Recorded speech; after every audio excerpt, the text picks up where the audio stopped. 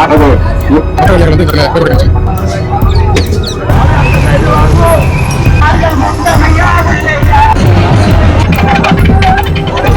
யானை வந்து டான்ஸ் உறவுகளுக்கு வணக்கம். நாங்கள் மீண்டும் ஒரு காலை ஊடாக சந்திக்கிறோம். இன்றைய தினம் நாங்கள் நிற்கக்கூடிய பகுதி நல்லூர் வளாகத்தில் வந்து நிற்கிறோம். ஏன் இங்கே வந்து நாங்கள் சொன்னால் உங்களுக்கு தெரியும், இந்த காலப்பகுதியில் வந்து ஐயப்ப சுவாமி அந்த கடவுளுக்கான விதனம் வந்து நடைபெற்று கொண்டு வந்தது 41 நாள். அந்த 41ஆம் நாள் நிறைவை முன்னிட்டு இந்த இடத்துல வந்து ஒரு பவனி ஒன்றை பக்திபூர்வமாக வந்து செஞ்சு கொண்டிருக்கிறோம். அதனால் நிறைய பக்தர்கள் அதே மாதிரி யானைகள் எல்லாம் வந்து பலம் பெற இந்த பவனி வந்து அவ்வளவு சிறப்பாக இந்த இடத்துல இந்த பக்தர்களால் மேற்கொள்ளப்பட்டிருந்தோம். அது நல்லூர் ஆலயத்தில் தொடங்கி இப்படி டவுன் பகுதி, அதே மாதிரி அப்படியே கோண்டாவில் ஐயப்பன் கோயில், பலாலி வீதியாக கோண்டாவினுடைய ஐயப்பன் கோயிலுக்கு வந்து போக இருக்குது. அது தொடர்பாக தான் இந்த காவலி வந்து அமைய போது. எங்கள் சேனலுக்கு யாராவது புதுசாக வந்து நம்ம சப்ஸ்கிரைப் பண்ணி போட்டு காவலி வந்து பாருங்கள். இப்போ வந்து இந்த ஊர்வலத்துக்கு இந்த பக்தாடியார்கள் தயாராகி கொண்டிருக்கிறத நீங்கள் பார்த்து கொண்டிருக்கிறோம். இதில் பாருங்கள், பக்தாடியார்கள் இருமுடிகளோடு பக்தி பரவசங்களோடு ஆக்கள் இந்த பவனியை வந்து ஆரம்பிக்கிறதுக்கு தயாராக வந்திருக்கிறோம். பெண்கள் ஆண்கள்னு சொல்லி எல்லாருமே இந்த முடிகளை தாங்கி கொண்டிருக்கிறத பார்க்கக்கூடிய மாதிரி இருக்குது.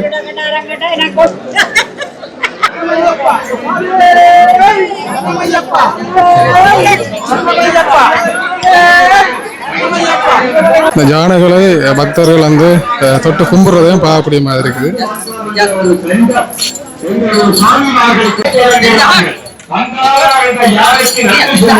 யானை முன்பாக பலம் போக பின்னால பாருங்க இந்த ஐயப்பன் சுவாமியை வந்து வச்சிருக்கணும். அதோட இந்த இருமுடிகளோடு பக்தர்கள் எவ்வளவு நிறைய பக்தர்கள் இந்த இடத்தால போய்கொண்டிருக்கணும். யானை வந்து டான்ஸ் ஆடிக்கொண்டிருக்கிறார். தன்னுடைய குறிக்கலத்தினாலே அபயம் தருகிறான். ஆகவே தேவாதி தேவர்கள் பூமாறு சொல்கிறார்கள், பூதகளின் ஆதரெல்லாம் சபரிமலையானுடைய ஆகவே எல்லோரும் அந்த யானையுடைய சொல்லை கேளுங்கள். அந்த காதுகளை அசத்தி என்ன சொல்லுங்கள் என்றால், கிட்ட வாருங்கோ, இப்ப இந்த ஊர்வலத்தில கலந்து கொள்ள வேண்டும் என்ற எல்லாம் நுழைந்திருக்கிறது. ஆகவே சபரிமலை நேரிடக்கூடாது என மகிழ்ச்சி வரம் கேட்டார்.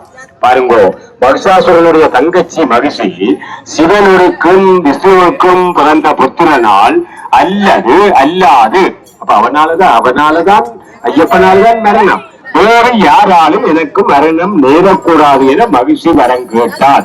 ஆகவே இத்தகைய வரலாற்று பெருமையை கொண்டது ஐயப்பனுடைய வழிபாடு. ஆமாம், இப்பொழுது நல்ல முகூர்த்தம் பண்டாராண்ட யானை திருமுதல் வரை சுமந்து விட்டது. நன்றி. ஆகவே யானையை இயக்குகின்ற இயக்குநருக்கும் ஒரு பணிவான வேண்டுகோள். ஆமா, தாசன் சுவாமி இயக்குங்கள் உங்களுடைய ஊதியை. ஆமாம், எல்லோரும் முன்னேதான் எங்களுடைய யானை இயங்க தொடங்கிவிட்டது. ஆகவே எங்களுடைய கரிகரசுவ புரசுவாமி அவர்கள் யானையிலே ஆரோகணித்து விட்டார். எடுங்கள். ஓ சுவாமியே சரணம் ஐயப்பா. ஆகவே அழகாக அற்புதமாக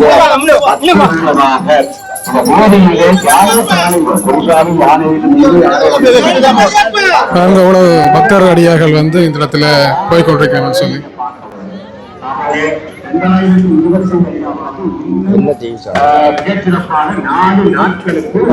இந்த யாத்திரை நல்லூருடைய பின்வீதியில வந்து கொண்டிருக்குது. பாருங்க, இந்த யாத்திரையை காண்பதற்காக யாழ்ப்பாணத்தினுடைய பல இடங்கள்ல இருந்து மக்களும் இந்த இடங்கள்ல நிற்கிறத பார்க்கக்கூடிய மாதிரி இருக்குது.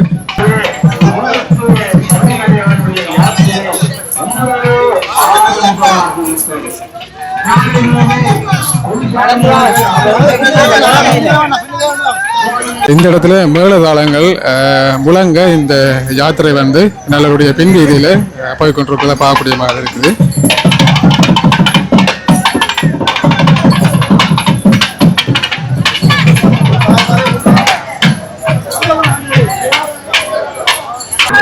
எல்லாம் பார்க்கலாம்.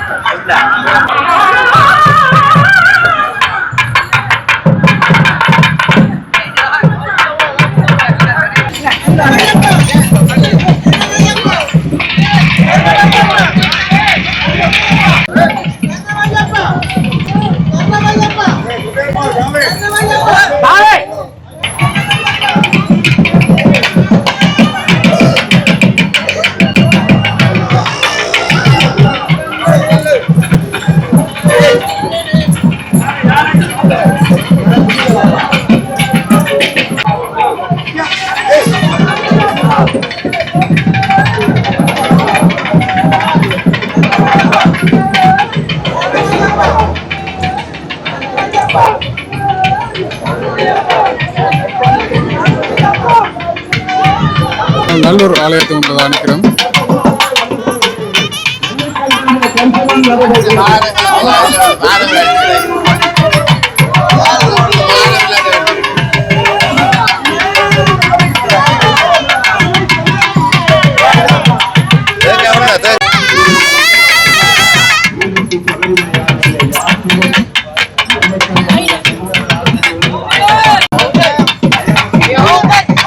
நல்லூர் ஆலயத்துக்கு வந்த பக்த அடியார்கள் இந்த காணிக்கைகளையும் வந்து செலுத்தி கொண்டிருக்கிறோம்.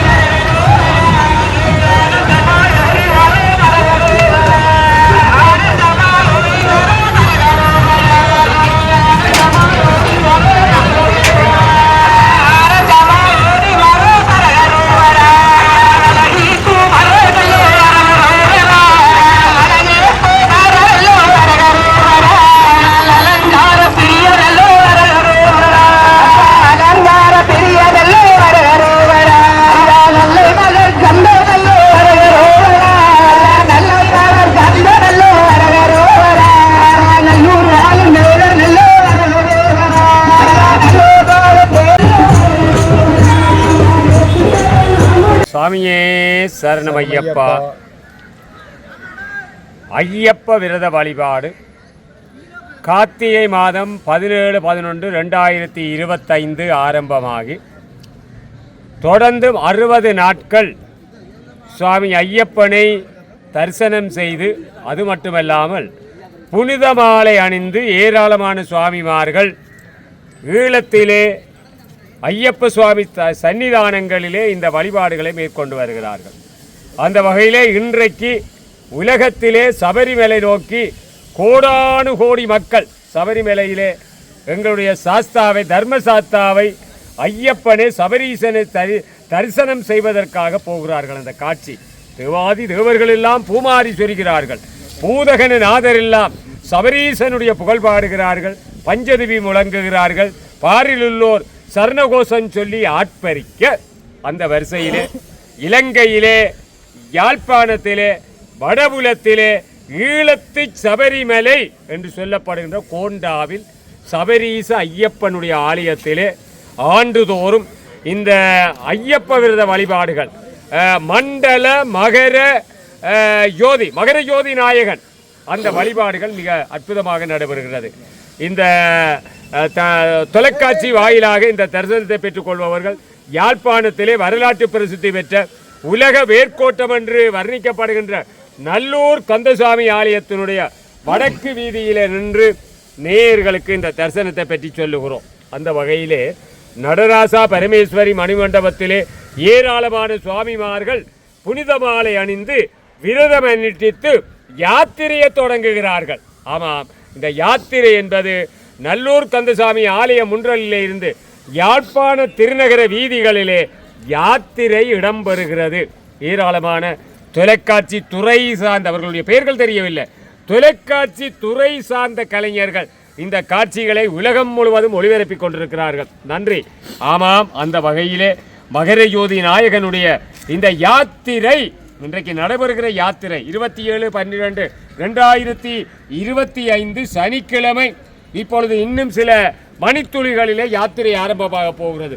பருத்தித்துறை வீதி வழியாக, இசாண்டி வீதி வழியாக, காங்கேசன்துறை வீதி வழியாக, ஆஸ்பத்திரி வீதி வழியாக இந்த யாத்திரை இடம்பெற்று மீண்டும் நாவலர் வீதி வழியாக, பலாலி வீதி வழியாக ஈழத்து சபரிமலையை இந்த யாத்திரை சென்றடைய இருக்கிறது. அங்கே 18 படிகளிலே யாத்திரிகராகிய புனிதமாலை என்ற சுவாமிமார்கள் இருமுடியோடு ஐயப்பனை தரிசிப்பதற்காக ஓம் சாமியே சரணமையப்பா என்ற சரணகோஷம் முழங்க அந்த படிகளிலே ஏறி இந்த யாத்திரையை நிறைவு செய்ய இருக்கிறார்கள். அந்த வகையிலே தான் இந்த தொலைக்காட்சிக்கு முன்பாக இருப்பவர்கள் இந்த ஐயப்பனுடைய மகரஜோதி நாயகனுடைய 18 படிகள், இந்த ஈழத்தை சபரிமலையானுடைய யாத்திரை எல்லாவற்றையும் நீங்கள் அறிந்து கொண்டிருக்கிறீர்கள். ஆகவே அந்த வகையிலே இப்பொழுது எனக்கு அருகாமையிலே இருக்கிற சுவாமி ராஜன் சுவாமி என்று அவரை செல்லமாக அழைப்போம். அவர் ஆண்டுதோறும் இந்த ஐயப்ப விரத வழிபாடுகளிலே மகர ஜோதி தரிசனத்திலே நன்றாக கீர்த்தனை பாடுவார்கள். ஆமாம், தொலைக்காட்சி நேயர்களுக்கு ராயன் சுவாமிகள் தருகிற ஒரு அழகான கீர்த்தனை. ஓம் சுவாமியே சரணமையப்பா, சுவாமியே சரணமையப்பா. பொய்யின்றி மெய்யோடு நெய் கொண்டு போனால் ஐயனை நீ காணலாம், சபரியில் ஐயனை நீ காணலாம். ஐயப்பா சுவாமி ஐயப்பா, ஐயப்பா சரணம் ஐயப்பா. அவனை நாடு, அவன் புகழ் பாடு, புகழோடு வாழ வைப்பான் ஐயப்பன், உன்னை புகழோடு வாழ வைப்பான் ஐயப்பன். இருப்பது காடு, வணங்குது நாடு, அவனை காண தேவை பண்பாடு. ஐயப்பா சுவாமி ஐயப்பா, ஐயப்பா சுவாமி ஐயப்பா. பூஜைகள் போடு, தூய அன்போடு, பெயரோடு வாழ வைப்பான் ஐயப்பன், உன்னை பெயரோடு வாழ வைப்பான் ஐயப்பன். அனைவரும் வாருங்கள் ஐயனை பாருங்கள், அனைவரும் வாருங்கள் ஐயனை பாருங்கள், அருள் வேண்டும் அன்பரை எல்லாம் வாழ வைப்பான் ஐயப்பா சுவாமி ஐயப்பா. சுவாமியே சரணம் ஐயப்பா. ஓம் சுவாமியே சரணம் ஐயப்பா. வரலாற்று நாயகன், மகர ஜோதி நாயகன், அழகான அந்த சப்பரத்திலே, அழகான ஊர்தியிலே அவன் புறப்படுகிற நேரம் மெல்ல மெல்ல வருகிறது. தொலைக்காட்சிக்கு முன்பாக இருப்பவர்கள் எல்லோரும் நீங்களும் ஒருக்கா சரண கோஷம் சொல்லுங்கள். சரண கோஷம். ஓம் சாமியே சரணமையப்பா, ஓம் சாமியே சரணமையப்பா என்று நீங்கள் சபரிமலைக்கு போக முடியவில்லை என்று நினைத்தாலும், சரணகோஷம் சொன்னாலும் சபரிமலைக்கு போய் தரிசனம் செய்த பேரு உங்களுக்கு கிடைக்கிறது. ஆகவே எல்லாம் வல்ல சபரீச ஐயனுடைய, மகர ஜோதி நாயகனுடைய, ஈழத்தி சபரிமலையானுடைய திருவருள் தரிசனம் உங்களுக்கு கிடைக்கட்டும்.